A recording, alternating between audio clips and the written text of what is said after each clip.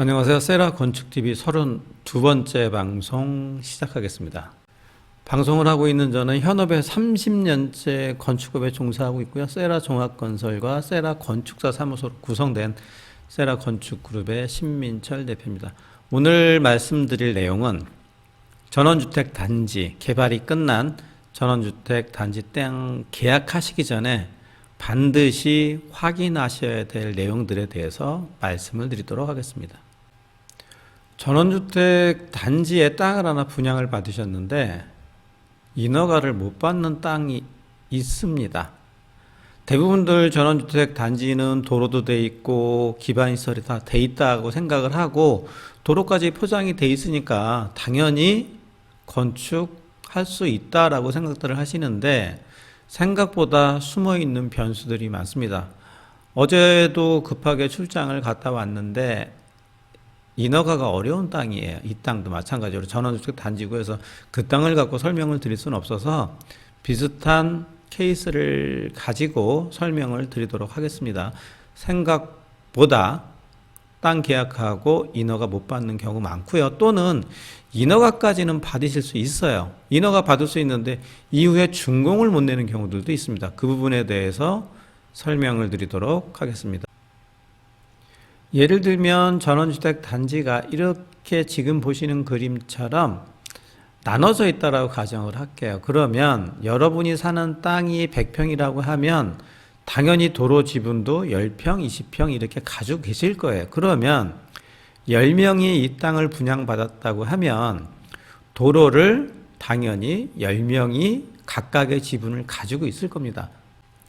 지자체마다 조금씩 차이는 있는데 대부분들 건축 허가를 받으려면 내가 도로에 대한 지분을 갖고 있다 하더라도 나머지 9명한테 사용승낙서 받아오세요 라고 하는 지역이 있어요. 대부분들 사용승낙을 많이 요청을 합니다.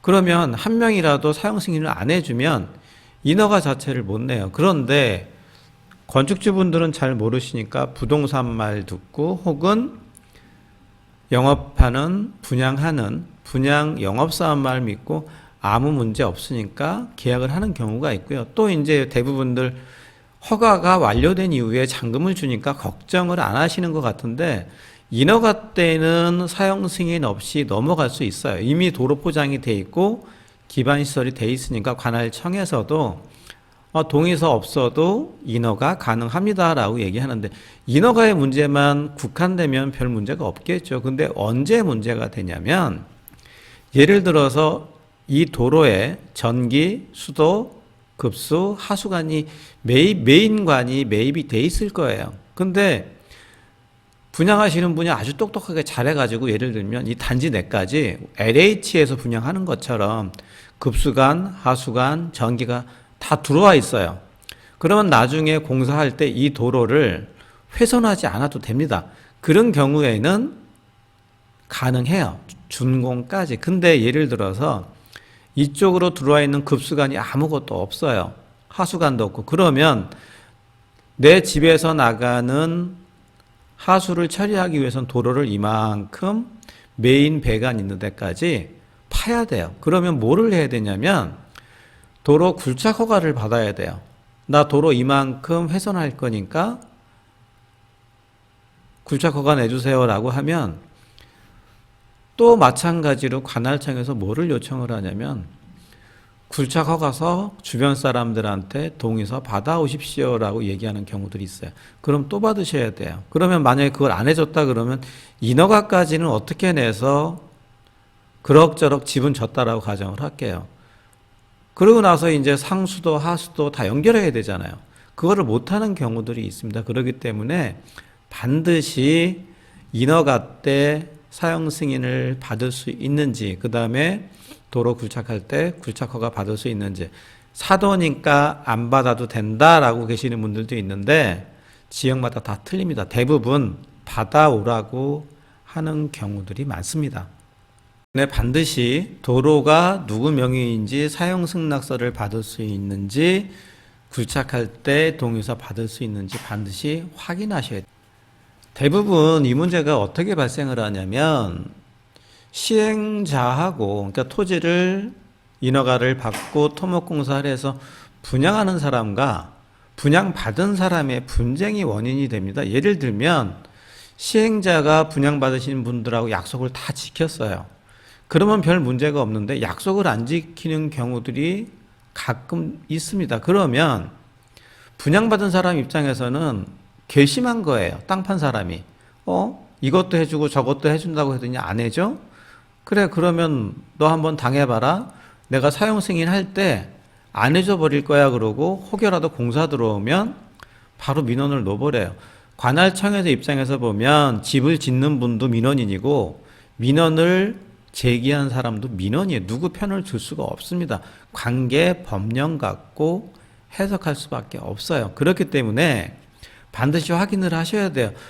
그래서 일부 시행사 같은 경우는 어떻게 하냐면 도로 지분을 시행사가 갖고 있어요. 일단은 땅만 계약해주고 추후에 공사가 모두 완료된 이후에 도로 지분을 남겨주겠다 이러면 시행사가 해줘버리면 되는데 그런 데는 별 문제가 없는데 이미 분양할 때 소유권, 도로 소유권까지 다 남겨주면 사용 승인 받으셔야 돼요. 이런 경우가 분쟁의 이유가 됐어요. 그리고 토지 사용 승인을 해주는 권한이 시행사가 아니라 각각의 분양받은 사람 10명 혹은 20명, 30명, 경우에 따라서는 50명한테 받아야 되는 경우들도 많았어요. 그렇기 때문에 전원주택 단지라고 해서 무조건 안전하다라고 보시면 안 됩니다. 전원주택 단지 같은 경우는 이미 분양을 많이 했고요. 오래전에 분양을 했고, 그 다음에 이제 뭐 10년, 20년 지난 땅도 있어요. 안 팔린 땅들이. 그러면 그런 땅을 샀을 때 그 단지가 예를 들어서 30명이 거주하고 있다고 가정을 할게요. 그 중에는 돌아가신 분도 있고, 외국 가신 분들도 있고, 이러다 보니까 땅은 샀는데 인허가를 못 받는 경우들이 있어서 간혹 가다 관할청에서 이거는 도로로 가늠을 하고 사용 승인 없이 해주는 경우도 있습니다. 인허가와 굴착 허가까지 동의서 없이 해줄게요 라는 부분이 있어요. 간혹 가다가. 그러니까 혹여라도 땅을 계약을 하시기 전에 분양하시는 분 혹은 파시는 분 얘기도 들어보시고 가장 좋으신 방법은 관할청을 전화로 하지 마시고요. 전화로 하면 그냥 돼요 이렇게 쉽게 얘기하는 공무원분들도 가끔 계세요. 그러니까 근거가 없잖아요. 그래서 반드시 관할청을 들어가셔서 상황을 얘기하시고 포장 다 돼 있고 너무 오래된 땅이고 나는 집을 샀는데 구제할 방법이 없겠습니까? 라고 물어보시는 것도 방법이시니까요. 그래서 전화로 물어보지 마시고 관할청에 방문하셔서 안내를 받으시는 게 가장 좋은 방법일 수도 있습니다. 오늘 방송 여기까지입니다. 시청해 주셔서 감사합니다.